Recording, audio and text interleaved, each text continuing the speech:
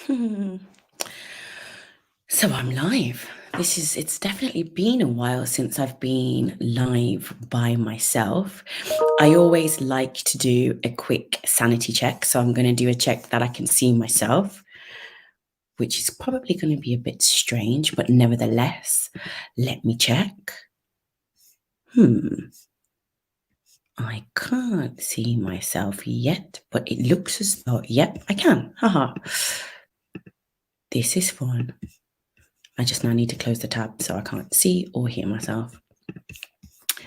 Right, now back to where I was. So, as it says, I probably should wait a little bit, but as I've not announced this, I can't really expect that anybody turns up or is there, but still feel free to say hi. Should you turn up?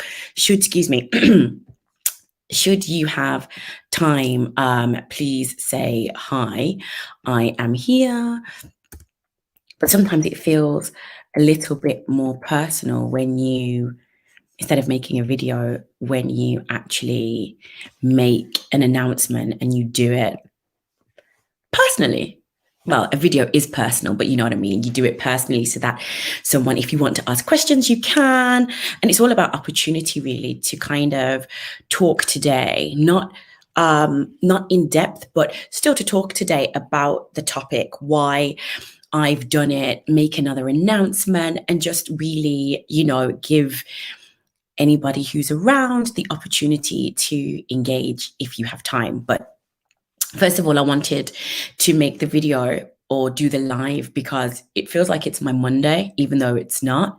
Hi, Shalene. It feels like it's my Monday, but it's actually not Monday, it's Tuesday. But I still want to wish everybody a good start to the week.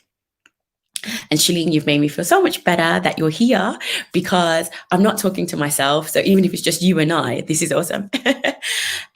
So anyway, the reason why today's live, what my big announcement is, well, I'm not sure if any of you have been following this in any which way closely, but I think it was about a month and a half ago.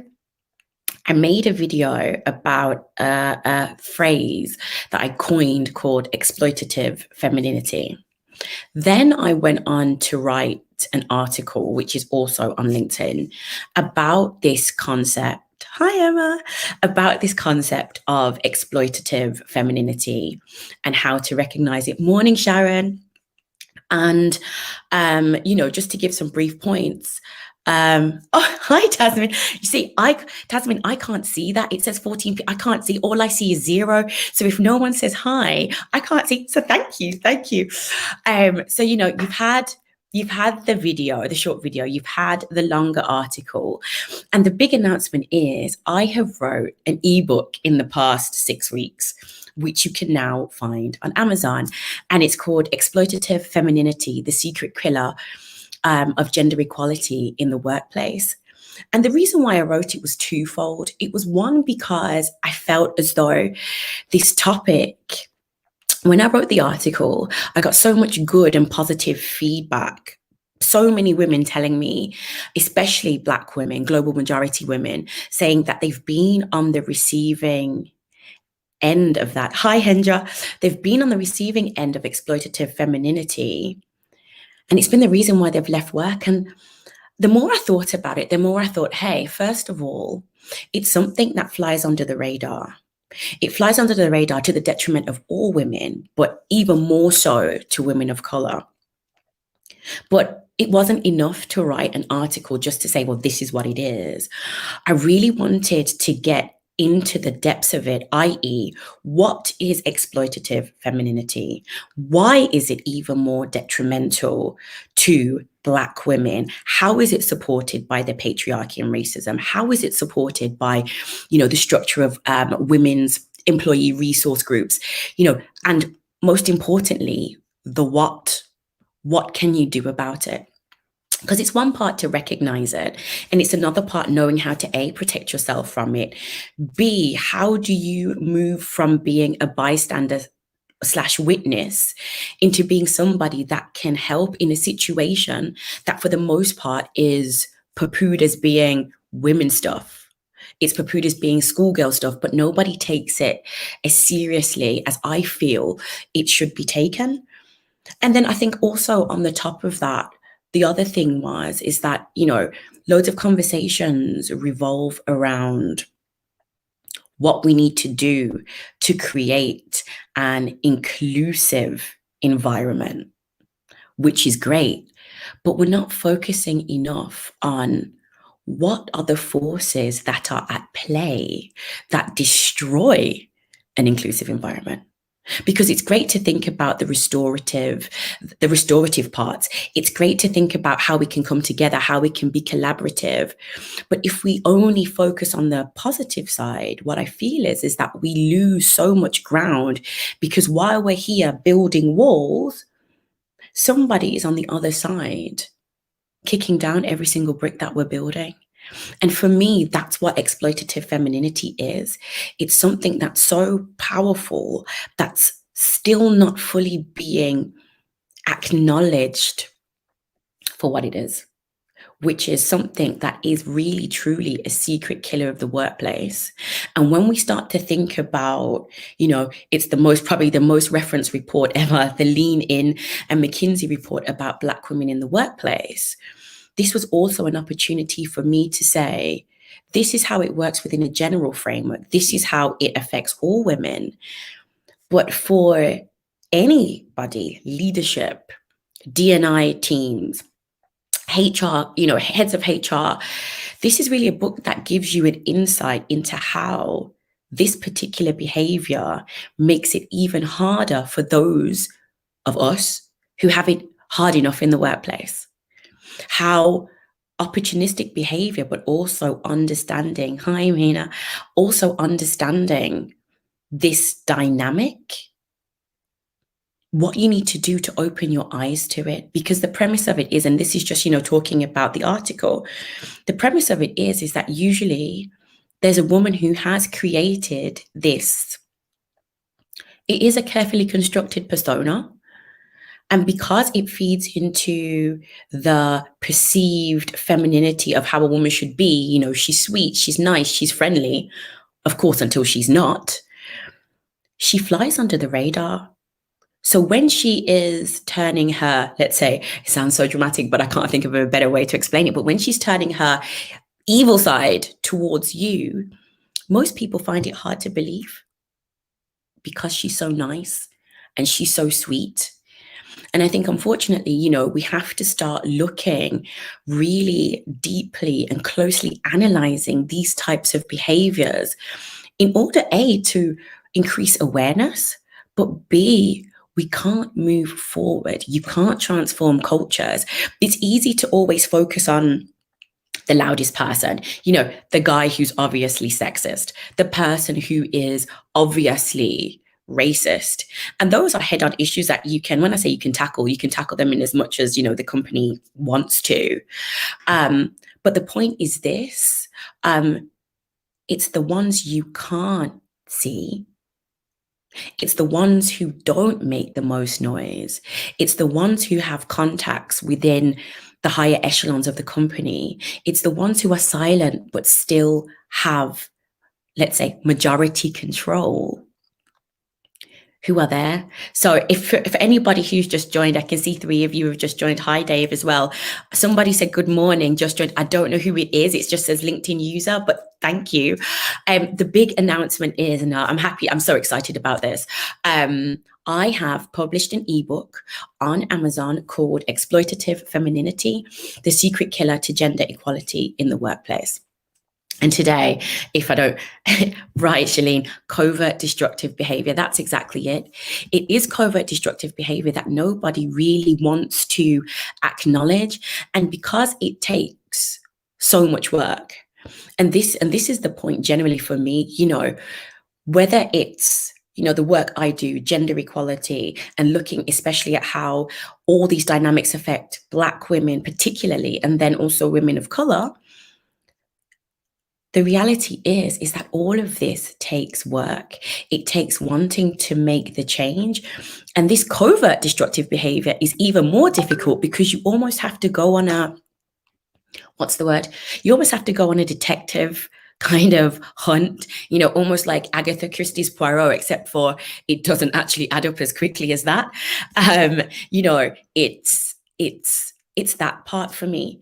You don't see it, so you have to be very, very aware.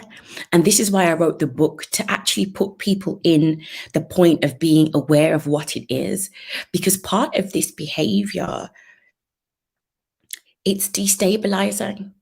This behavior is there to make you question whether it's really happening. Is this really happening to me? Or is this a figment of my imagination? I can say from personal experience, when I have brought up issues that I face professionally, and you say, hey, I think it's racism, I think it's sexism, what's the question that we most of the time get back? Are you sure? And this behavior isn't any different. It will be questioned if you are there. And this is one of the real motivations as to why I felt it's not a super long book, but it's a strategic book, because we have to understand what this behavior is. We have to understand the repercussions. It's not just kids play. It's not just women stuff. This is what forces women out of the workforce, but it's what also destroys careers, self-esteem of Black women who don't have the same opportunities, who don't have the same feelings of belonging within the workplace. And for me, this is this key point of, for any company that says we want to do more, it can't just be about we want to do more for women. We want to do more for women of color. So we are going to create something. It has to also be about actively dismantling something, rooting out the behaviors that are undermining gender equality in the workplace, rooting out the behavior that sits perfectly on the pedestal of the patriarchy and racism, that's then further embedded by the construct of corporate culture, and in many ways is exacerbated through women's employee resource groups. And this is what companies have to learn to do. You have to learn to not just want to protect, but seek out and root out these issues.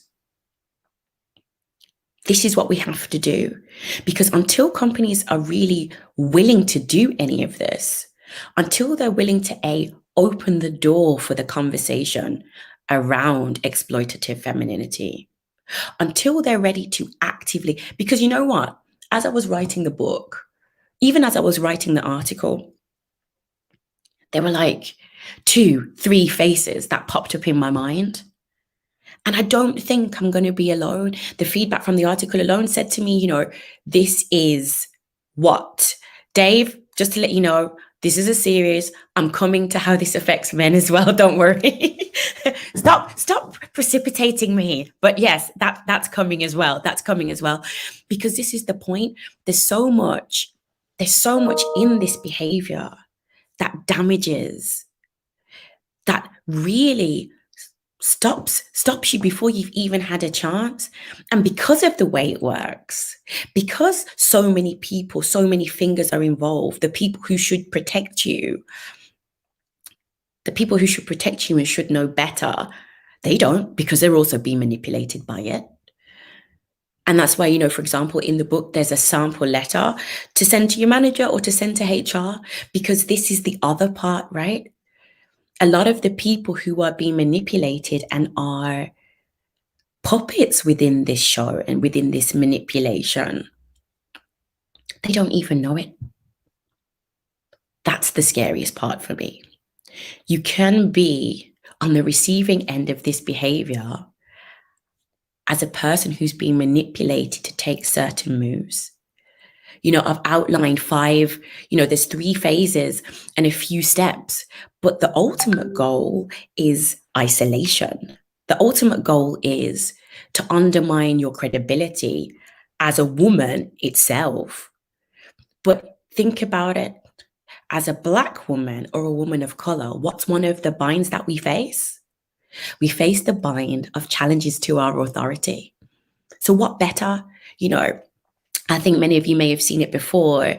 I did an infographic which was talking about the stages of complaints that you go through as a Black woman, through the HR process. And one of them is that the challenging of your authority, talking about the fact that when it comes to how you sit as a Black woman within the workplace, weaponized tears. We are all too often made into the aggressor when we are the victim.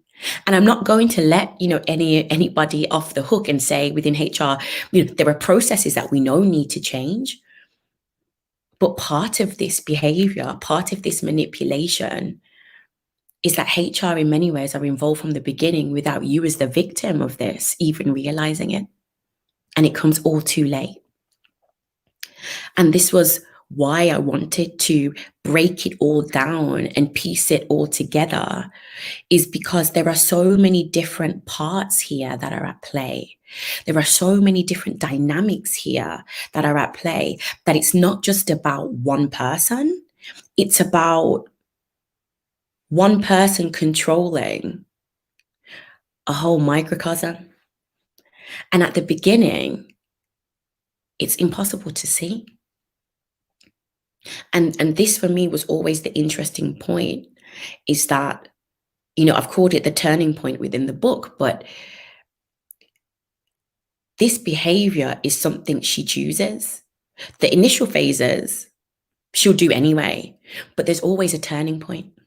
And that's what moves it from being, let's say, friendship, if you will, into exploitative femininity. And this is, for me, I don't know, it's something so close to my heart, especially when I think about later on in my career, where I thought I'd understood so much about, I thought I understood so much about the corporate world and how it works until I faced this.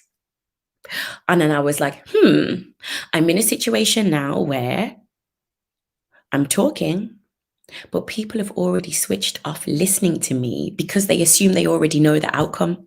How can you articulate that you are a victim in a situation when everybody who's meant to protect you has already been primed? That's the question. How do you, as a manager who potentially sees a situation happening, you haven't necessarily been in the position to raise it. You know something's wrong, but you can't quite put your finger on it. But the reality is, you're also scared for your career. And that's why we have to talk about courageous leadership. And this is the point. You can't, companies can't expect, HR managers can't expect, managers in general can't expect to be able to only achieve a gender balanced, equitable company by being proactive on making all of these, when I say easy to implement, I think you know what I mean. Creating groups, creating forums, creating surveys, feedback. I love a survey, and there's a video coming tomorrow about that. But, there's all of that good stuff, but we still have to look at destructive behaviors. This for me is also what kind of forms part of, a what's the word? A sustainable approach. I think I'm not sure if you've seen it, but I talked about before, a sustainable approach being focusing on what you might displace. And with now, recently there was a shocking article that came out from The Economist, which was talking about, philanthropy. What did they call it? Has gone woke, has gone left, whatever. And it was basically saying that right now, Black people in the name of fake equity are getting more attention, they're getting more money, all this kind of stuff. And another reason why I think this book is poignant and for now is, the more people see that companies are trying to be equitable, i.e. doing more for Black women, doing more for women in general, there's going to be a lot more triggers. The turning point's going to happen a lot more, especially if you're a Black woman, especially if the good girl, as I've given her the name, especially if you've given if the good girl feels threatened, if she feels as though her career chances are being taken away, this behavior is going to be happening more and more. It's no coincidence. I think I saw it yesterday that only 3% of Black people want to even go, or Black women want to go back to the office. It's not a surprise. And why isn't it a surprise? Because aside from everything else that's going on, there's this behavior that's underpinning it, that's saying, hey, I can make your life hell. And ultimately, I'm showing you the door because I need you to get out of my way. And this is why we have to be cognizant. This is why not just we as, women or people who might be on the end of it, or, the receiving end, but this is why we as a group, responsible, I'm going to say responsible like that, but professionals, this is why we have to make a move. This is why we have to be aware as to what's going on, because there is so much covert. You know what, Shalene, I hope you don't mind music because I love it too. There's so much covert destructive behavior going on. And I'm just going to put you up again, Shalene. I think I can still see it. Right. There's so much of this going on that while we're focusing on building, there's people who are really, really suffering. And, I can't emphasize enough how important it is that we become more aware, that we have the tools to defend ourselves, that we have the tools to feel emboldened, even if we're not on the receiving end. But if we see this happening, we can recognize it. We feel emboldened and also prepared to help somebody who is suffering so that we can make a change. I'm going to go through it. I'm going to take 2 seconds to pause because I have been talking for 22 minutes nonstop, which is not a problem, but still, I'm going to go through some of the comments. But if anybody has any questions, please do let me know in the meantime. Thanks so much, Ruth. I didn't have a name for it myself until I came up with this phrase, because it's exactly, for me, it's exactly that, that, what's the word? It's that combination, right? Somebody, when I think about when I was growing up, we talk about feminine wiles, and the wiles part implies a level of cunning. But this is somebody taking that level of cunning and then overlaying it with exploitation, because she understands so clearly how other women are positioned.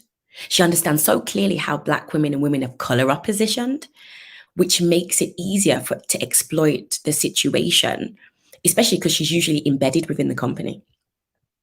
She's usually senior. She's usually someone that probably sits at the head of the DEI committee or council or whatever, that someone would say, never, Leanne, no, she's so involved, which makes it even more difficult to get your point across if you are at the receiving end of her behavior.